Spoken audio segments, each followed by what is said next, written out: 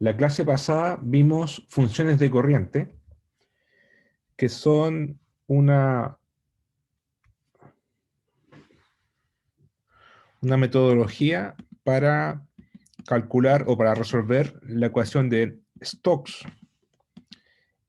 sin tener que calcular sin resolver la ecuación de Stokes directamente, sino que uno resuelve la ecuación biarmónica, que es una ecuación que es la siguiente ecuación, la muestro el tiro.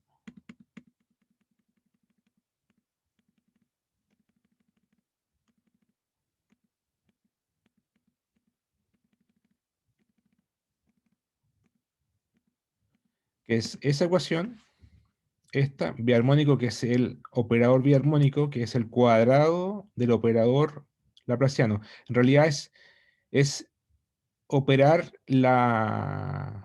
es como aplicar un cuadrado, pero en derivadas. O sea, es derivada cuarta, ahí está en forma explícita, la derivada cuarta con respecto a x de una función psi más 2 por la derivada cruzada a la cuarta de x segunda por dy segunda más d a la cuarta a dy cuarta derivada parcial. Aquí la función psi es una función escalar, una función continua. Entonces, una vez que uno encuentra la función psi, uno la resuelve, simplemente lo que tiene que hacer al final es calcular la derivada con respecto a y con negativo, y eso es el bx, la componente bx, y con respecto a x, y tengo la componente vertical de la velocidad. Entonces, una vez que encontramos psi, tenemos listo el campo de velocidad, que es lo que importa generalmente cuando uno calcula la mecánica de fluidos. Si uno encuentra la función psi, uno la puede graficar por ejemplo, en un espacio xz. Este es un ejemplo. XZ, acá hay un campo de fluido en donde se muestra cada punto de esta es una grilla. Cada punto de esa grilla es una función, un valor de la función psi. O sea, para cada x, y tengo un valor x psi. Entonces esto en el fondo es como es una grilla x, y, en donde cada punto representa, cada color de cada punto representa un valor de la función psi. Entonces, si usted calcula el gradiente en cada punto, con los signos correspondientes, tendría la función psi. Pero hay una forma más elegante que es simplemente plotear las líneas de contorno, que son esas curvas que están acá. Estas son líneas de contorno, son valores en las cuales la función psi es constante. Entonces, para cada punto de esta curva, tiene el mismo valor de la función psi. Y eso son las líneas de contorno. Ahora, demostramos que la clase pasada que la función psi, cuando es constante, representa justamente el flujo. ¿Ya? El flujo del campo de velocidad. ¿Ya? Por eso se llama líneas de corriente la función psi. Entonces ahora vamos a ver un ejemplo geológico y vamos a resolver la ecuación biarmónica para encontrar finalmente los campos de velocidad. Y vamos a resolver el problema del rebote postglaciar, que es un problema clásico de geodinámica, de geología, que corresponde cuando tenemos, por ejemplo, tenemos la litósfera, ¿ya? Y tenemos un casquete glaciar, un glaciar, un campo de hielo, como en Patagonia, campo de hielo norte, campo de hielo sur, o como los que están en Escandinavia, en Canadá. Y esos glaciares lo que hacen son tan grandes, del orden de miles de kilómetros de largo, y un espesor bastante considerable, varios, varios kilómetros de espesor. Eso representa un peso. ¿Ya? Ese hielo es un peso sobre la litósfera, y ustedes saben qué pasa con la litósfera. Se deflecta, se arma una flexura. En este caso, si tengo un casquete glaciar, va a deflectar la litósfera y se va a poner aquí los estrés en compresión, y acá en la parte de arriba en compresión y en la parte de abajo en tensión. pero la litósfera flota sobre la astenósfera, que es un fluido viscoso en tiempo geológico. Entonces, al cargar con hielo arriba, el flujo tiende a alejarse de, de la parte cargada. O sea, si yo cargo, el flujo va a tender a irse así, ¿cierto? Ustedes pueden hacer el ejercicio cuando ponen una tabla en el agua, una tabla de madera en el agua, y la cargan desde arriba, desde el aire hacia abajo, el agua va a tender a irse de las zonas de mayor presión a las zonas de menor presión. Bueno, ahí se carga la litósfera. Entonces, por problemas o por meramente procesos climáticos, el glaciar se derrite. Bueno, en realidad la razón de eso son más que nada procesos astronómicos, ¿ya? Más que antropogénico, qué sé yo, son más que nada por la órbita de la Tierra con respecto al Sol, que tiene que ver con los ciclos de Milankovitch, que es una mera cosa astronómica. Entonces es la distancia del Sol se acerca con la Tierra y se empieza a producir los periodos glaciares, de glaciación, lo contrario de glaciación, o sea, empieza a aumentar la temperatura y el glaciar se derrite y obviamente cuando se derrite, bueno, se forma un lago, parte se evapora también, se va a la atmósfera, pero la cosa es que el hielo, el peso se va, porque se derritió. Entonces, ¿qué pasa con la litósfera? Se vuelve a levantar, porque se había cargado, se había deflectado, entonces ahora se empieza a levantar porque se fue el hielo. Entonces, por eso tenemos uplift o alzamiento y empieza a subir, ¿ya?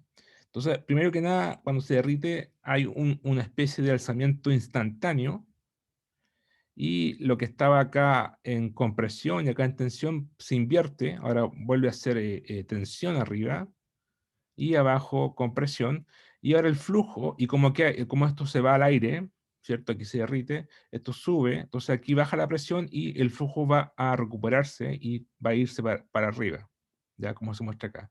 El flujo en la astenósfera va a tender a subir. Y esto sigue subiendo, no es que, ya, sube primero un poco, pero esto va a seguir subiendo en el tiempo en forma continua.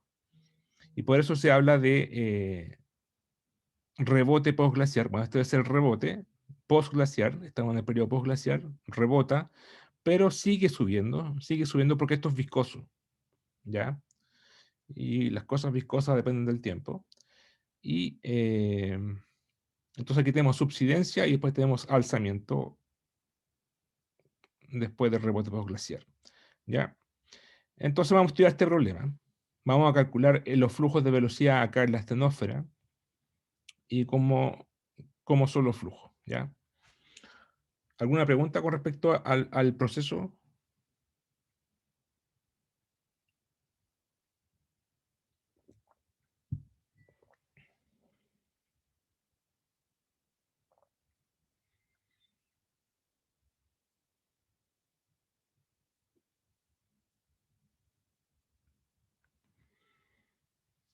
Ya, parece que no. ¿Se escucha, cierto? Sí, profe. Ya, Yo no tengo dudas, por lo menos. ya. Eh, el proceso de alzamiento, cuando ocurre el rebote postglacial, es como del orden de 10 miles de años, o sea, de 10 elevado a 5 años, 10 elevado a 4 años, ¿ya? O sea, 10.000 años. Cuando este se derrite y empieza el rebote o el alzamiento, ¿ya? Ahora, las tasas de alzamiento se pueden calcular con datos de terreno. ¿Cómo se hace eso? Bueno, voy a mostrar una foto en terreno. Ese, ese es un lago glaciar en Canadá, que me imagino que también están en los lagos de Chile, y se forman paleolíneas de costas, que son esos círculos. Todos estos círculos fue la costa en el pasado. ¿ya? Fue la costa en el pasado. Es decir, el agua llegaba hasta aquí en el pasado, hasta acá en el pasado, hasta acá y hasta acá. Entonces, ¿por qué está seco ahora? Porque se levantó por el alzamiento. Y el alzamiento hace que se seque y el agua se va a las partes más profundas. Pero esa línea de costa queda marcada. Entonces, uno puede decir que aquí estuvo el agua. Entonces, aquí estuvo el nivel de equilibrio del agua. Entonces, esas líneas de costa uno las puede datar con técnicas geocronológicas y decir que si tenemos esta altura en este tiempo y otra en este otro tiempo, entonces podemos calcular la tasa de alzamiento. ¿Ya? Y la tasa de alzamiento sirve en el fondo para resolver este problema completo del rebote postglacial. Después vamos a ver cómo se ocupa. Pero vamos al problema mismo.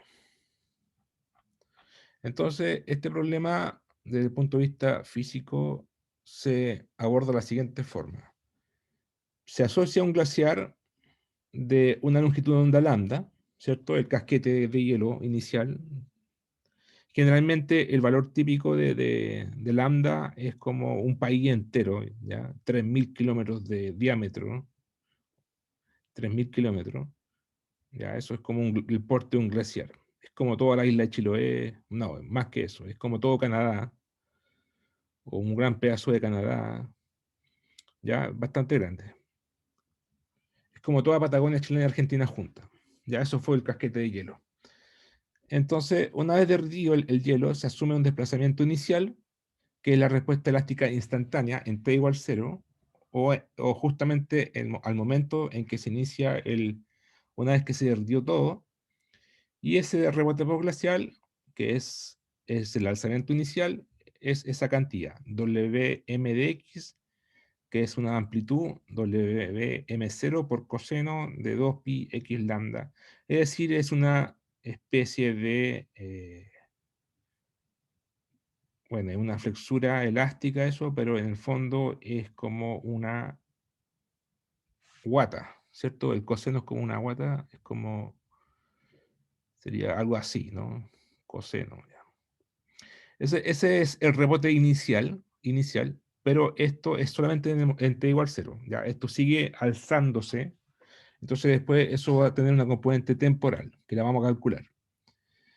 Si Wm es mayor que 0, se tiene un desplazamiento descendiente, ya, o sea, se mide hacia abajo, y eso sería subsidencia, y si es negativo, se tiene un desplazamiento ascendente, o sea, z negativo hacia arriba, es un alzamiento. Lo otro es que W sub m es mucho, mucho menor que lambda, como siempre. ¿Cierto? Las montañas son mucho, mucho más pequeñas que lo largo de las placas. Es como lo mismo. Ya, esto es para la condición inicial. En el infinito, o sea, en el equilibrio, cuando ha pasado mucho tiempo, lo que debería pasar, la flexura debería tender a cero. ¿Por qué? Porque esto se va a subir, subir, subir. ¿Hasta cuándo? Hasta que llegue al equilibrio. En tiempo infinito, o sea, en mucho tiempo. Asumiendo que no hay un nuevo casquete glacial que se pone encima. ¿Ya? Esa es una idealización del modelo. ¿Qué más? En t igual 0, claro, en t igual 0 la flexura vale W sub m. O sea, esto, que es una función de x. Ya, ahí está. Si W es negativo, ya dijimos, tenemos un alzamiento, y si tenemos un alzamiento, tenemos, ah, tenemos un P positivo, una presión positiva, carga positiva, es decir, el fluido se aleja a medida que disminuye la flexión.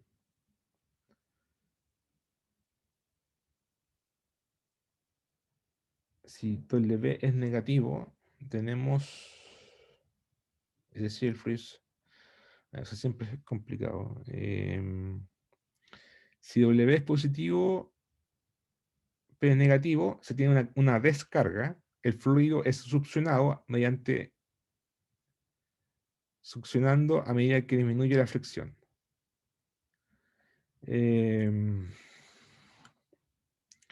Si W es negativo, bueno, en realidad, olvídense de esto, lo que importa es esto. Cuando es positivo, o sea, eso positivo o negativo es arbitrario. Lo que importa es que cuando es ascendente, el fluido sube, ¿ya? O sea, el fluido sube porque la presión se hace menor y el flujo sube, ¿ya? Eso es el lanzamiento. Y en subsidencia, cuando baja esto, el fluido se escapa por la carga, ¿ya? Porque tenemos una carga acá positiva, entonces tenemos que el flujo se aleja, ¿ya?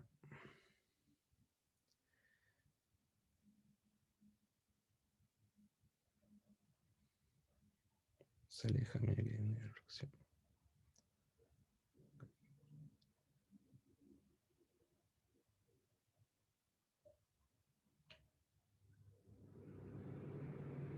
Ya. El rebote glaciar ocurre debido a la naturaleza del flujo viscoso eh, de un semiespacio, manto astenosférico. ¿Ya? ¿Por qué? Porque el manto, como dijimos, es un fluido, o sea, el de la astenósfera, ¿ya? El de la litosfera es un sólido. La litosfera, el manto litosférico es un sólido y el manto astenosférico es un fluido. Y el flujo se puede, hay corrientes en la astenosfera, y el flujo se puede determinar resolviendo la ecuación biarmónica para la función de corriente psi. Entonces, ¿qué hay que resolver? Como todos los problemas que vamos a ver de aquí en adelante, hay que resolver esta ecuación, que es esto igual a cero, ¿cierto? Esta es la ecuación biarmónica. Entonces, primero que nada, ¿cómo se resuelve esto? Bueno, ahí la función psi claramente es una función de x e y, y en rigor, claro, una función de x e y. ¿Y cómo se resuelve? Bueno, como todas las ecuaciones diferenciales, que ustedes saben, ustedes hicieron ese curso, ¿cierto? Todavía existe ese curso, ¿no? Ecuaciones diferenciales ordinarias. Sí, en plan común. Sí, el tercer semestre, me imagino. Bueno, esas ecuaciones diferenciales son puros métodos. Entonces, hay que hacer una especie de, bueno, en realidad no son adivinanzas, sino que como son recetas, en el fondo, son trabajos que ya han hecho. Esa ecuación biarmónica se puede resolver por el método de separación de variables, en el cual define una función solamente de x y una función que depende solamente de y, un producto. Ahora, la función que depende solamente de x se elige un seno. ¿Y por qué se elige un seno? Bueno, en realidad, eso es porque la condición inicial tiene un coseno, y después vamos a ver, es como el que ya resolvió esto. Esta ecuación diferencial fue resuelta la primera vez el año, vamos a hacer un poco de historia, el año,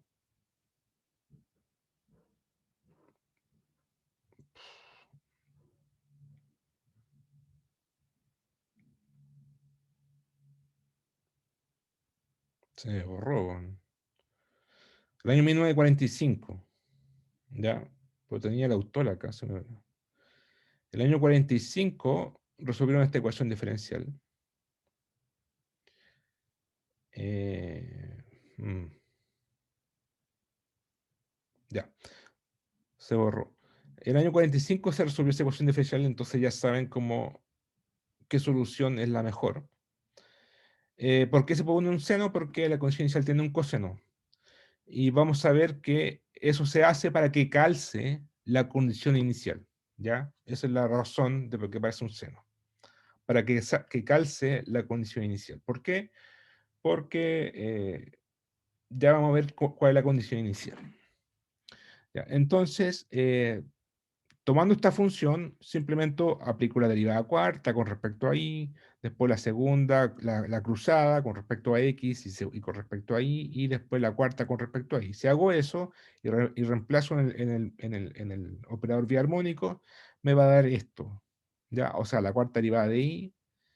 Esto es al derivar dos veces con respecto a x y después con respecto a y aparece un menos del seno, queda coseno, después el coseno menos, ¿ya? Y después la cuarta, o sea, derivar cuatro veces seno, me queda esto por seno y acá también queda un seno, acá queda un seno, se dan todos los senos y por eso queda igual a cero, ¿ya? Entonces esta es la ecuación, de esta ecuación pasamos a esta ecuación diferencial, claro, y esta ecuación, si se acuerdan del curso de ecuaciones diferenciales, la mejor opción sería una cosa que sea una exponencial. Eso se llama la ecuación, la solución del método de las, ya se me olvidó el nombre, de las soluciones, tipos exponenciales, positivos y negativos, y la exponencial multiplicado por i y por i, pero siempre el exponente con positivo y negativo. Si tomamos toda esa es la ecuación general. Esta es esta es la solución general, y cada una está en una solución particular. Si tomamos todas estas soluciones, o cualquiera de estas por sí mismo, y la ponemos aquí, vamos a ver que todas satisfacen la ecuación diferencial. O sea, ustedes reemplazan esta ecuación, o sea, esta función o esta función, y le va a dar que satisface esta ecuación diferencial. O sea, que esto igual a cero.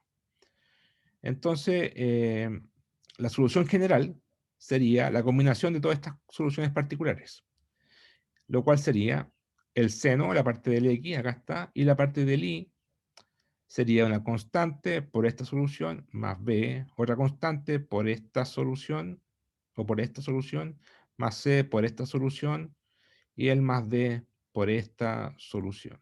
¿Ya? O sea, todas estas soluciones por una constante. Esta sería la solución general de la ecuación biarmónica, esta, o esta. Y habría ahora ¿qué hay que hacer? Simplemente lo mismo de siempre, encontrar A, B, C y D. Viendo eso, ahora hay que imponer las condiciones de bordes. ¿Cuál sería una ecuación de borde? Bueno, ya, aquí tienen que recordar que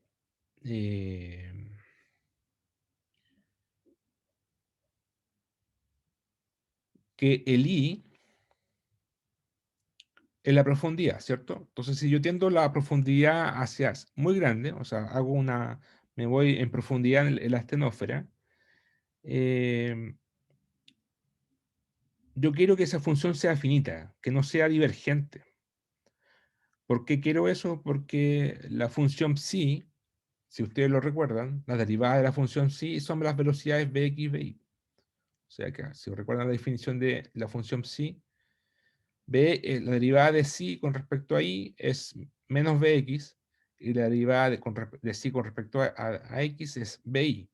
Entonces, como las velocidades son cosas que tienen que ver con la energía física, no pueden ser infinitas. Tienen que ser finitas cuando una variable se hace grande. Entonces, si y tiende a infinito, ¿cómo hago que eso sea finito? ¿Qué constantes tienen que ser cero? Para que cuando y tiende a infinito.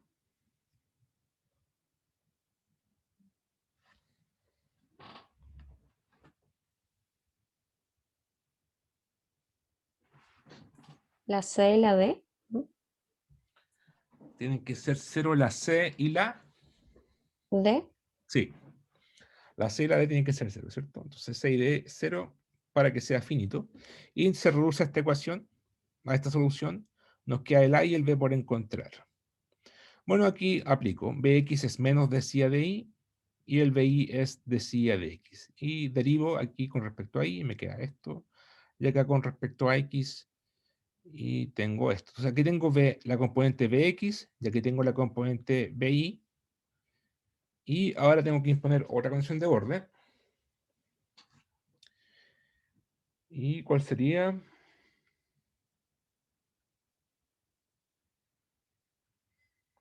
Sería, bueno, aquí se llama la condición de interfase, que es la interfase astenósfera-litósfera. ¿Qué pasa ahí? Bueno, el manto astenosférico se comporta como un fluido en tiempos geológicos y está cubierto por el manto litosférico arriba, que es rígido, es sólido, que consideramos como que solo se desplaza en la vertical. Claro, este problema solamente hay desplazamiento en la vertical, sube o baja, se alza o hay subsidencia. Por lo tanto, la componente B sub X del flujo debe ser cero. ¿Qué significa eso? Significa que si yo estoy en la interfase flexura, o sea, perdón, litósfera, astenósfera, da lo mismo donde, aquí o acá, la litósfera va a subir y bajar, nada más, ¿cierto? Entonces, los flujos tienen componente X e Y, excepto en la interfase litósfera-astenósfera. ¿Por qué? Porque si tuviera componente Bx en la interfase, ¿qué pasaría con la litósfera? Se movería para la derecha o para la izquierda, ¿cierto? Y este problema solamente ocurre en la vertical, es alzamiento y subsidencia. Entonces, la velocidad v sub x en la interfase, y la interfase es cuando i igual w, cuando i w, la componente v sub x en i igual w es cero. ¿Ya? Porque si no es así, entonces la litósfera se correría para la izquierda o para la derecha, y eso no, o para el norte para el sur, o para donde sea, horizontalmente, y eso no puede ser porque el problema es solamente en la vertical. ¿Ya? Entonces, con esa condición de borde, podríamos reemplazar acá con i igual w y hacer, perdón, aquí con igual w y hacer esto igual a 0, pero va a quedar un corcho, pero se puede hacer una aproximación, que es que w, o sea, w de hecho es mucho menor que lambda. Y como y con esa aproximación podemos, en vez de ocupar W mismo, podemos hacer W tender a 0 y ocupamos esa condición de borde en I igual 0. O sea, cuando W tiende a 0, I tiende a 0. Entonces ocupamos la condición de borde en B sub X con I igual a 0 y hacemos que esta velocidad sea 0. Si hacemos eso en esta ecuación, vamos a obtener que B vale 2pi A dividido por lambda. Entonces reemplazo esta constante B en la ecuación, en las dos ecuaciones, en esta, y nos quedamos con los siguientes resultados. Nos quedamos con que la función psi vale esto, toda esta expresión, la componente B sub x, o la velocidad horizontal, vale todo esto, y la componente vertical de la velocidad vale toda esta expresión. ¿Ya? Ahora, Profe, ¿sí? ¿podría repetir la última condición de borde que no le escuché bien? Por favor. Sí, a ver. Voy a tratar de dibujar.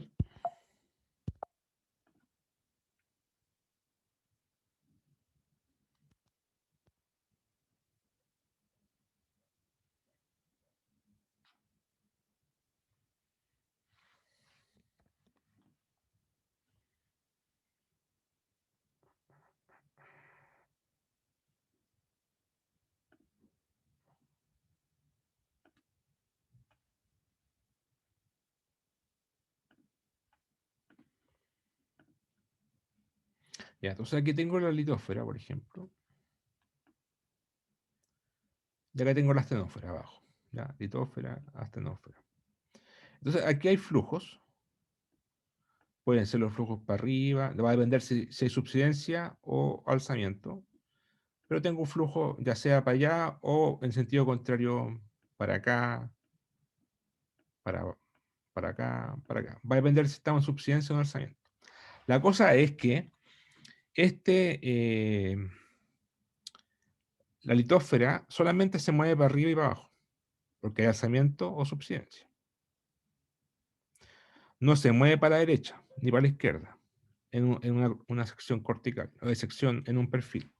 Entonces, si ustedes se fijan, para que ocurra eso, si yo me acerco con un flujo hacia la interfase, puede tener que llegar así, vertical. Todos los flujos van a ser verticales. En la interfase. Acá no es vertical. Acá tiene componente vertical y horizontal. Pero cuando me acerco a la interfase, ahí, aquí es oblicuo, oblicuo, pero aquí es solamente vertical. Si lo hago solamente vertical, es la única forma para que la litósfera suba y baje, po. Y eso es lo que está pasando. Porque si no lo hiciera vertical, ¿qué pasaría con la litósfera? Si hiciera esto, por ejemplo. ¿Qué pasaría con la litósfera ahí?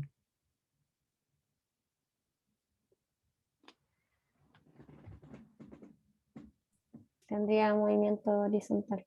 Claro, se movería para acá. Entonces, para que no pase eso, B sub X en la interfase es esta cuestión, ¿cierto? Esta curva, que es justamente la litósfera y la astenósfera, la interfase. Y esa es justamente I igual W, que es la flexura. W es como la flexura. ¿Ya? Entonces, cuando B sub X, cuando I vale W, esto tiene que ser 0. ¿Ya? Eso por un lado. Ahora, W es mucho menor que lambda. Entonces, la longitud de onda. Entonces podemos hacer tender W a 0. Entonces, esta condición de borde es como hacer n igual 0. ¿Ya? Y eso es lo que hicimos. Ah, ya. Gracias, profe. Ahora me quedo claro.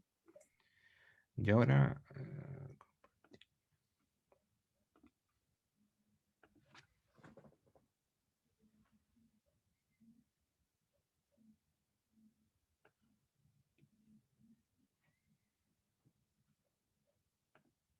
se ve en la diapositiva, ¿cierto? Sí, ahora sí se ve. Sí.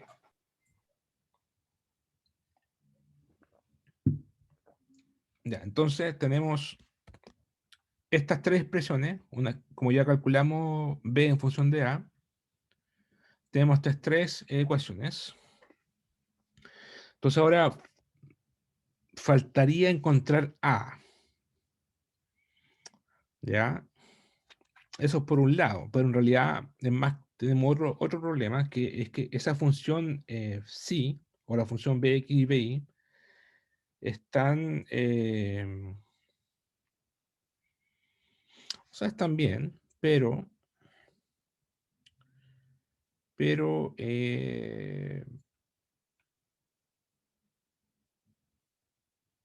ya ok, calculemos A de alguna forma. Entonces, ¿qué pasa cuando la presión hidrostática asociada a la topografía W debe ser igual a la vertical normal en el límite superior del semi-espacio?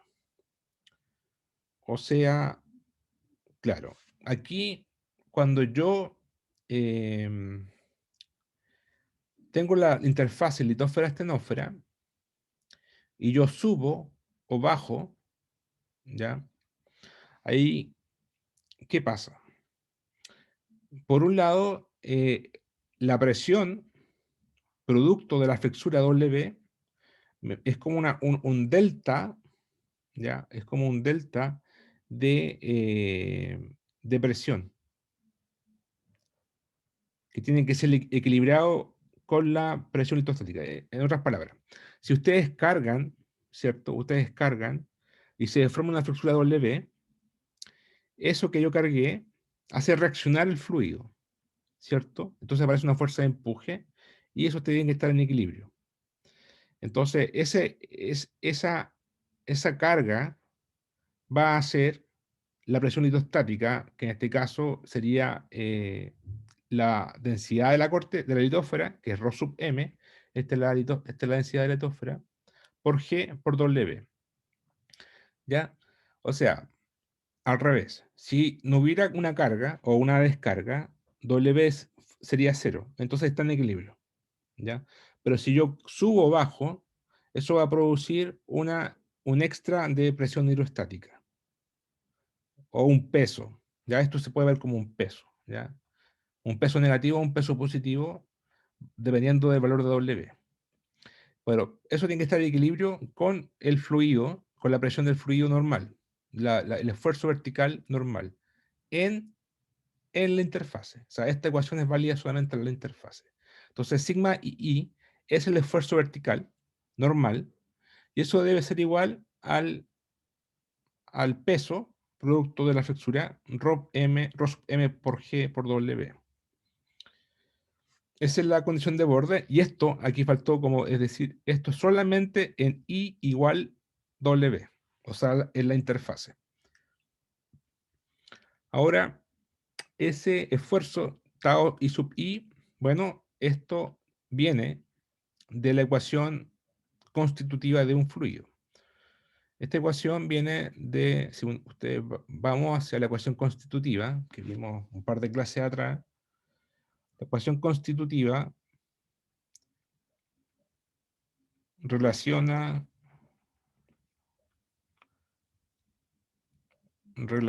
acá está.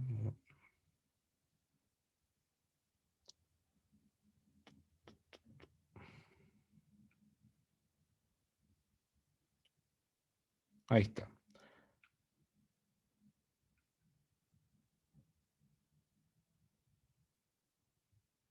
Ahí está.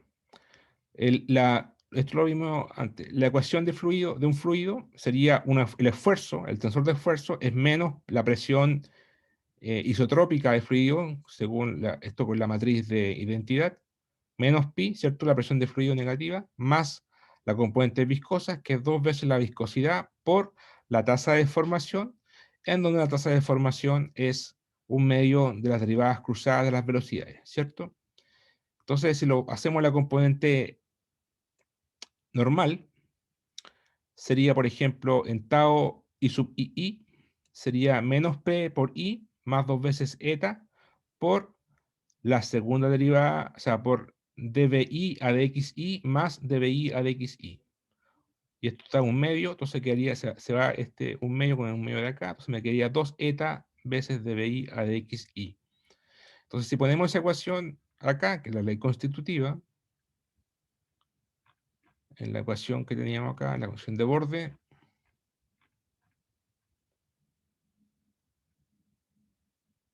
ahí está.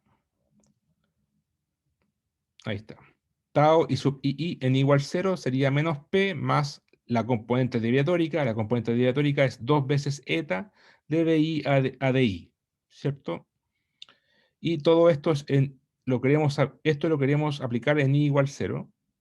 Hacemos esto en igual 0 para calcular esta componente, cuánto vale.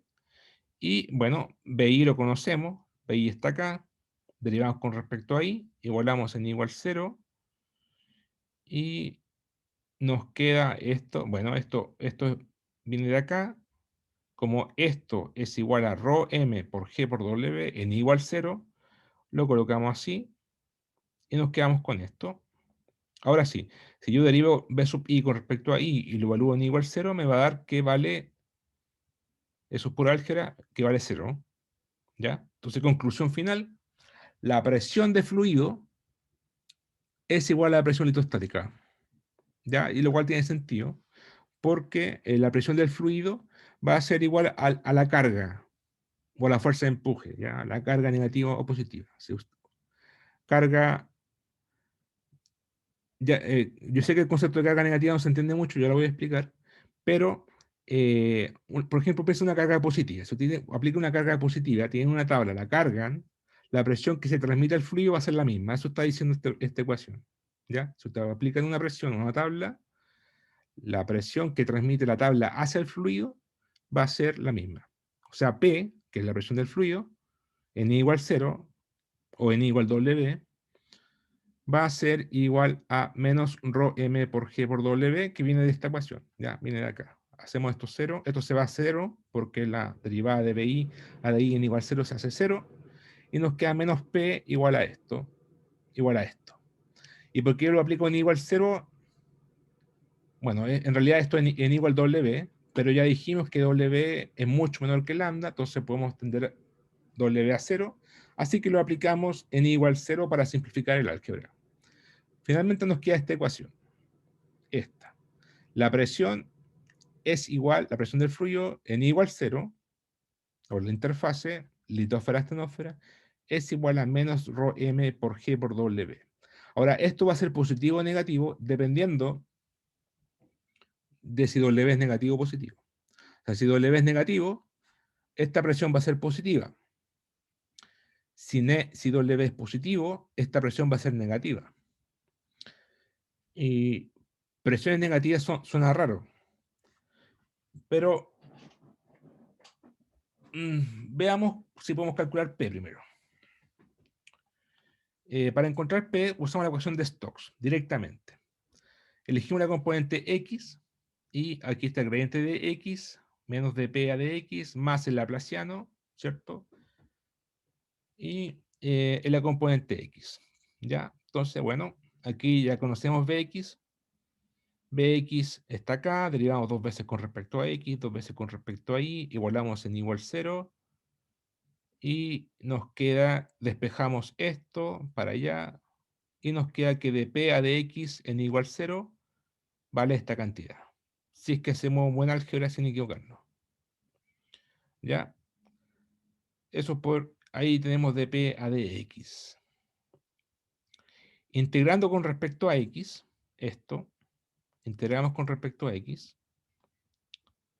porque al final queremos calcularlo en igual 0. ¿Ya? Si integramos esto con respecto a X, esto se convierte en un coseno.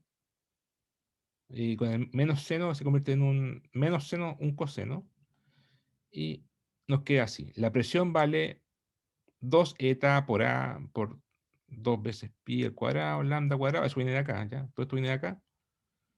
Por coseno, y eso es cuando integré, ¿ya? Una vez integré con respecto a X, me quedó esto. Esto vale P, por un lado. Y P es igual a esto, según esta ecuación. Esto que está acá. Con esta ecuación, puedo despejar W. Me queda esta ecuación. Ya, antes de pasar de aquí para abajo, quiero explicar lo que es una presión negativa. Una presión negativa es simplemente succión. Ya, aquí estamos en fluido. ¿Ya? Entonces usted tiene una presión positiva de un fluido, que es una carga, un esfuerzo, pero también puede ser una presión negativa, que es lo contrario de presionar, que es succionar. ¿Ya? Succión. ¿Se entiende eso?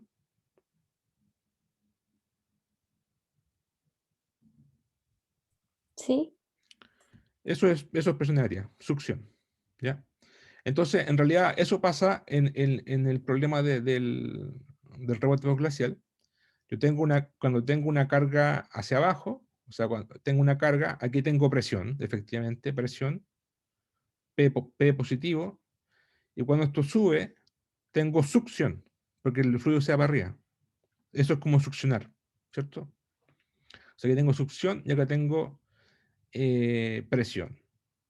Entonces, cuando tengo subsidencia, tengo P positivo. Subsidencia P positivo. Claro, acá lo ponen al revés, pero esto está al revés solamente por una cuestión del libro, ¿ya? Es porque ponen el eje de coordenada, ponen la flexura positiva para abajo, o sea, positiva para arriba, es por eso, pero lo que importa es esto. Lo que importa es que cuando hay subsidencia, el flujo baja porque hay una presión, una carga, y cuando sube hay succión y la presión sube. ¿Ya? Y eso explica la presión negativa.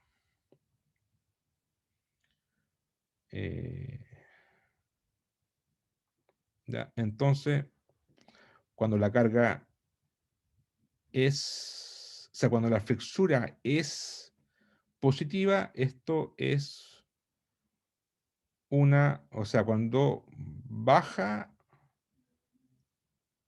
uy, siempre me mareo con esto.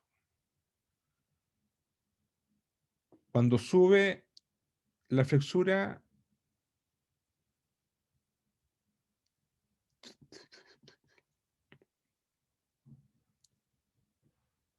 bueno, cuando la flexura es positiva, esto es negativo, y cuando esto es negativo, esto es positivo.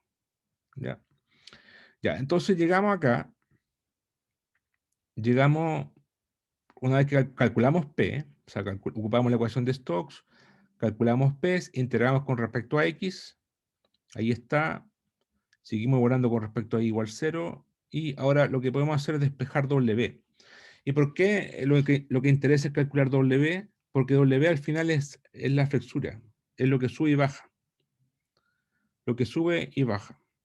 Y en el fondo lo que observamos con geología en terreno es el alzamiento, ¿cierto? Una vez que se derritió el glaciar, el suelo sube, se alza. Estamos en el periodo de rebote postglacial. Entonces, en el fondo, lo que podemos medir es W. Entonces, ahí despejamos W, esto que está acá, y n igual 0. Y aquí todavía no he sido capaz de ligar esto con respecto al tiempo. Pero puedo recordar que la velocidad vertical en la interfase, es decir, v sub i en igual 0, tiene que ser la derivada temporal de la flexura. ¿Están de acuerdo con eso, no? Que justo en la interfase, la velocidad con que sube y baja, v sub i, tiene que ser la velocidad, la derivada de i a de t, o sea, o de w a de t.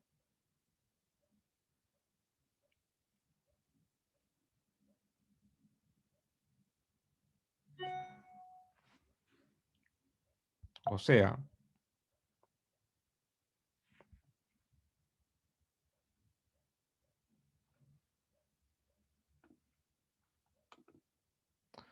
si yo estoy aquí, por ejemplo, ya tengo aquí la litósfera, y me paro aquí,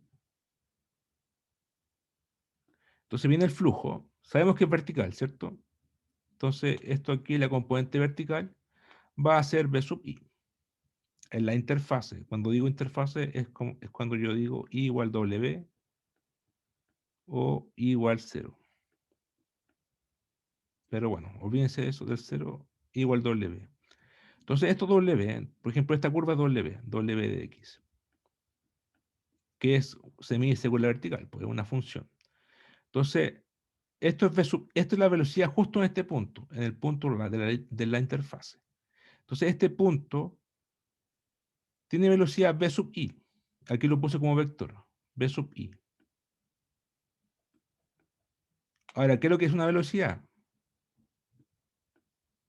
Es la derivada de i a de t, ¿no? Eso es derivada. Distancia dividido por tiempo. Pero aquí, como estamos con w, la flexura, o i igual w, esto es dw a dt.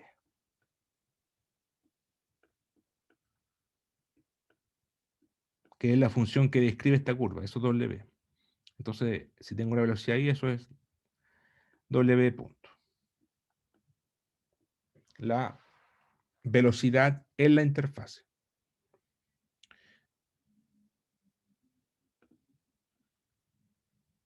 Entonces,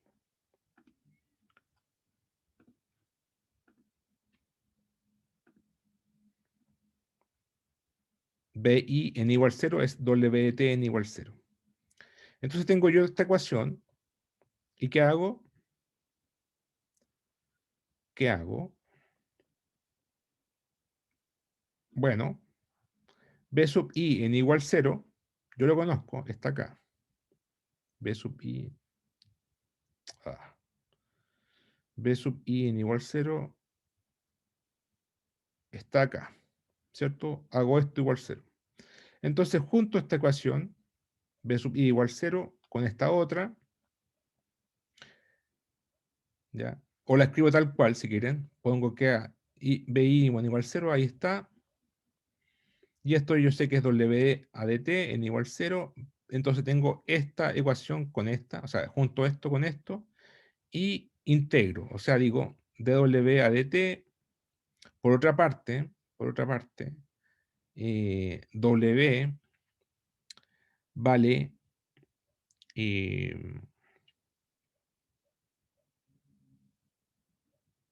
claro, aquí faltó un paso. Aquí faltó un paso. Claro, yo escribo B sub I así, sale toda una expresión, y esa expresión también la puedo escribir en función de W, me falta un paso.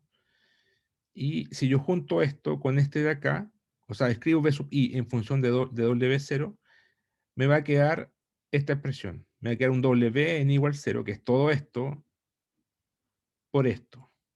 En el fondo, si toman esto y lo multiplican por esta cantidad, se va a ir el rho m, se va a ir el g, ¿cierto? Va a quedar el lambda y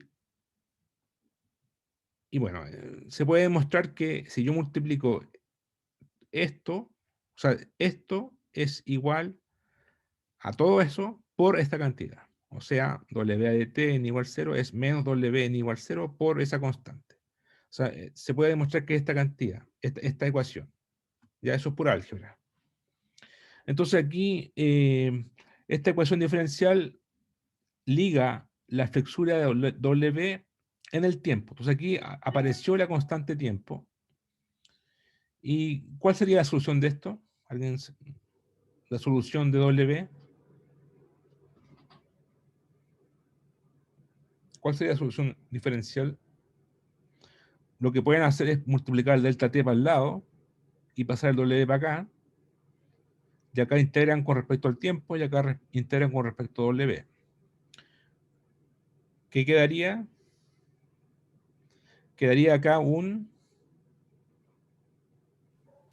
Logaritmo. logaritmo natural, ¿cierto? De W, ya que quedaría un t por una constante. Entonces, ¿qué haría esto? Quedaría... claro, aquí otro paso que me salté, perdón. Me quedaría un logaritmo y acá una constante t por una constante.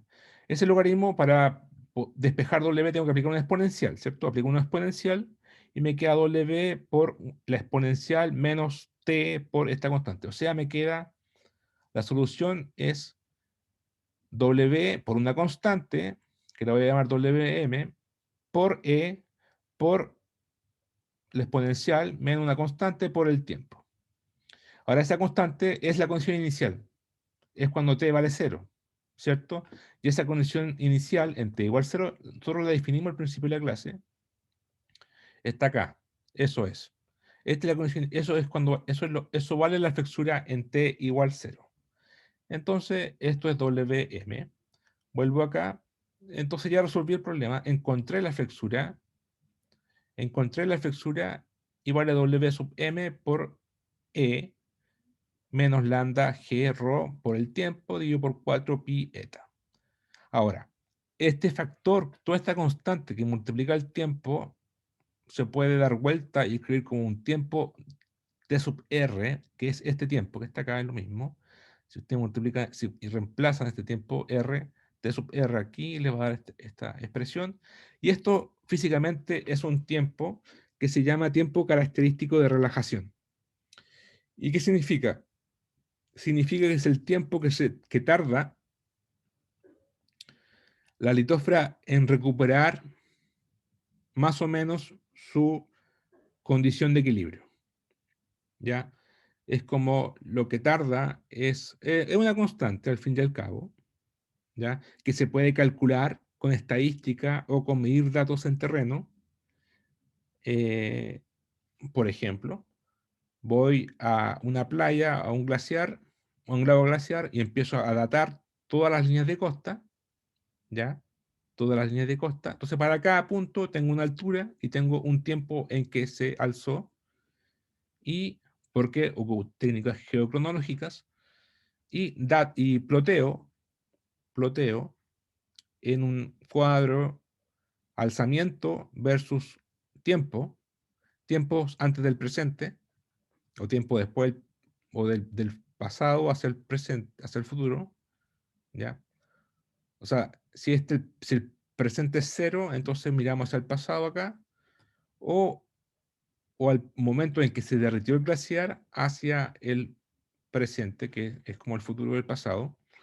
Y bueno, estas pelotitas, estos círculos son las mediciones en terreno. Entonces, para cada tiempo tengo un alzamiento, ploteo aquí estas pelotitas y calculo la mejor curva que lo ajuste.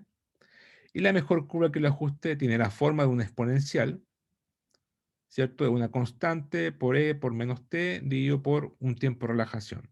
Bueno, este tiempo de relajación se puede hacer por ajuste de curva, y para el caso de en River, Suecia, Angerman River, en Suecia, ese tiempo T sub R, que es este de acá, ese tiempo, vale 4.400 años. Y este 270 es este calor, este es el tiempo igual cero. La amplitud inicial en T igual cero, 270. Bien, entonces aquí resolví la flexura W de T igual 270 E por menos T 4.400.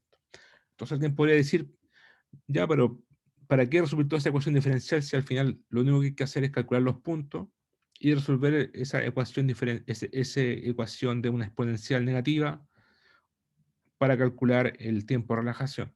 Bueno, la gracia es que sabemos que el tiempo de relajación es 4pi eta dividido por rho por g por lambda, al resolver toda la ecuación diferencial de la ecuación de Stokes. Y como conocemos el tiempo de relajación, 4.400 años, ocupamos el largo del glaciar, del casquete de hielo, 3.000 kilómetros, ocupamos la densidad de la litósfera del manto, que es 3,3 gramos por centímetro cúbico, aplicamos G igual 980 centímetros por segundo cuadrado, y obtenemos la viscosidad. La viscosidad la despejamos y obtenemos la viscosidad del manto, que es 10 elevado a 21 pascal por segundo. Este resultado es muy importante, ya que permite que haya convección en el manto. ¿Por qué? Porque aquí calculamos una viscosidad para el manto. Es muy alta, pero una viscosidad al fin y al cabo. Y este problema se resolvió en el año 45. ¿Ya? En el año 45 no se podía calcular la viscosidad de una roca del manto, ¿ya? Entonces aquí se demostró que la viscosidad de la astenósfera, más encima, porque una cosa es calcular el manto litosférico, otra cosa es calcular la viscosidad del manto astenosférico. ¿Ya? Más encima la litosfera se comporta como un sólido. Entonces con esto calculamos la viscosidad del manto astenosférico usando esta solución, tanto resolviendo la ecuación de Stokes, más las mediciones en terreno en un lago glaciar, que son estos puntitos, por ejemplo. Cada lago glaciar va a tener sus propios distribución, ¿ya? Va a tener su propio tiempo de relajación y su alzamiento inicial. Pero se va a llegar a un resultado parecido, que la viscosidad es 10 elevado a 21 pascal por segundo. ¿Ya? Entonces, algunos comentarios. Hemos considerado solamente la respuesta de una superficie espacialmente periódica, o sea, solamente un armónico, coseno de lambda, ¿cierto? Pero ustedes saben que si calculan para una frecuencia, pueden calcular para cualquier función complicada, simplemente sumando toda la frecuencia por la transformada de Fourier, ¿cierto? Que puede transformar cualquier función sumando todo lo armónico. Entonces, dada la linealidad del problema, se puede hacer una superposición de soluciones armónicas para reproducir una superficie más realista, más complicada. En una modelación más compleja también se puede considerar una viscosidad no constante, dependiente del tiempo, y una rigidez flexural D, ¿ya? Y ahí, bueno, ahí el problema no se puede resolver de forma analítica, como lo hicimos acá, hay que resolverlo de forma con métodos numéricos, elementos finitos, diferencias finitas, pero la viscosidad en el manto, sin duda, va a ser es bastante constante como promedio. En realidad no es constante la viscosidad del manto, pero es de ese orden. 10 elevado a 21, 10 elevado a 20 pascal por segundo. ¿Ya? Uno puede complicar este problema, tiene que ocupar elementos finitos y al complicarlo aparecen más parámetros también. ¿Ya? Pero esto sirve para obtener una buena aproximación de la viscosidad, que es 10 elevado a 21 pascal por segundo, y se requiere de la datación en el terreno y bueno, el resultado es este, que esta es la función de alzamiento, ¿ya? Si el tiempo tiende a infinito, o sea, pasa mucho tiempo, esta función tiende a cero. Y eso significa que estamos en relajación, o sea, estamos alcanzando el equilibrio. O sea, no hay flexura, ¿ya? Y eso va a pasar porque esto empieza a subir, subir, subir, subir, subir, subir, hasta que alcanza el equilibrio. ¿Alguna pregunta?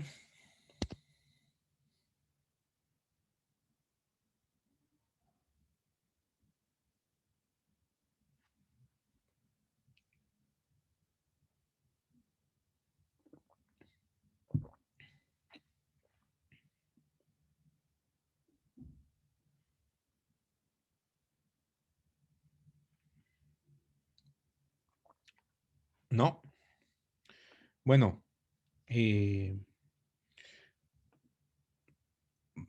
entonces seguimos mañana con los problemas de la ecuación de vía armónica de Stokes para el problema del diapiro. Y si tienen alguna pregunta, me la pueden hacer mañana también. ¿Ya? Entonces, nos vemos mañana. Chao. Ya, profe, chao, Yo gracias. creo que gracias. Gracias. Que estén bien.